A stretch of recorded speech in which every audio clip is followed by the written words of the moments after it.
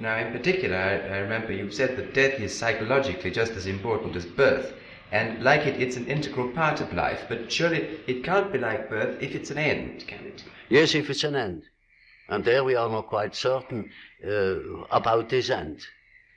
Because, you know, there are these peculiar faculties of the psyche, that it isn't entirely confined to space and time. You can have dreams or visions of the future. You can see round corners and such things. Only ignorance deny these facts.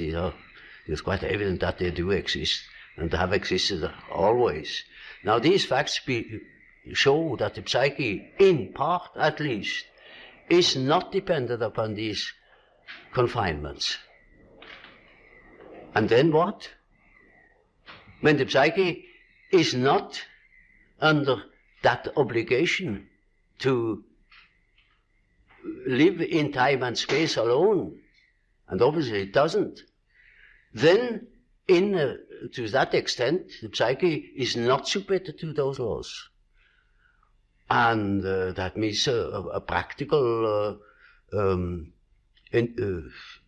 continuation of life, of a sort of psychical existence beyond time and space. Do you yourself believe that death is probably the end, or do you believe that? Well, I can't say.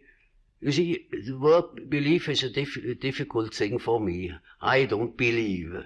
I must have a reason for a certain hypothesis.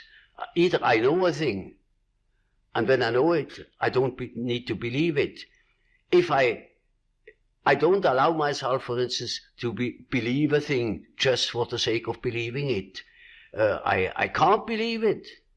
But when there are sufficient reasons for a certain hypothesis, I shall accept these reasons, naturally, and shall say, we have to reckon with the possibility of so-and-so, you know.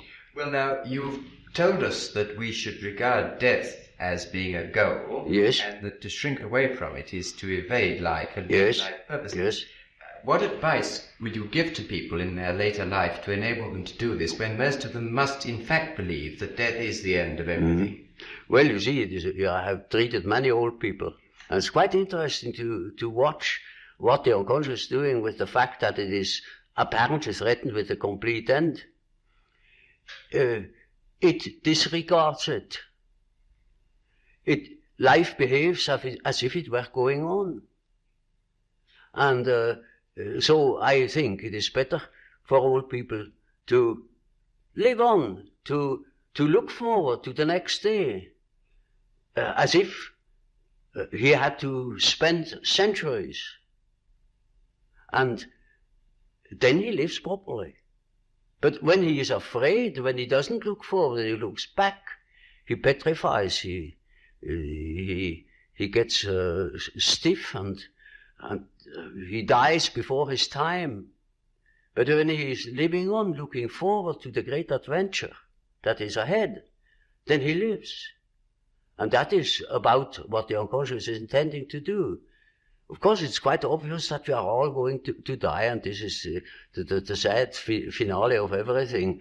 But nevertheless, there is something in us that doesn't believe it, apparently. But this is merely a fact, a psychological fact.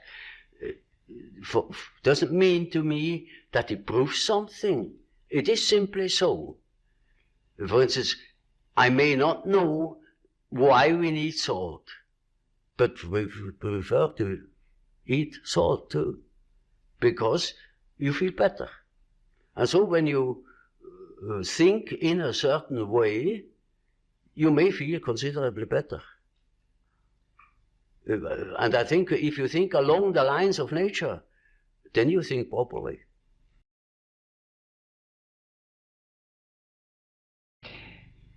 As the world becomes more technically efficient, it seems increasingly necessary for people to behave communally and collectively. Now, do you think it possible that the highest development of man may be to submerge his own individuality in a kind of collective consciousness? That's hardly possible. I think there will be a reaction A reaction will set in against this communal dissociation. You know, man doesn't stand forever his nullification. Once there will be a reaction, and I see it setting in. You know, when I think of my patients, they all seek their own existence, and to assure their existence against that complete atomization into nothingness or into meaninglessness. Man cannot stand a meaningless life.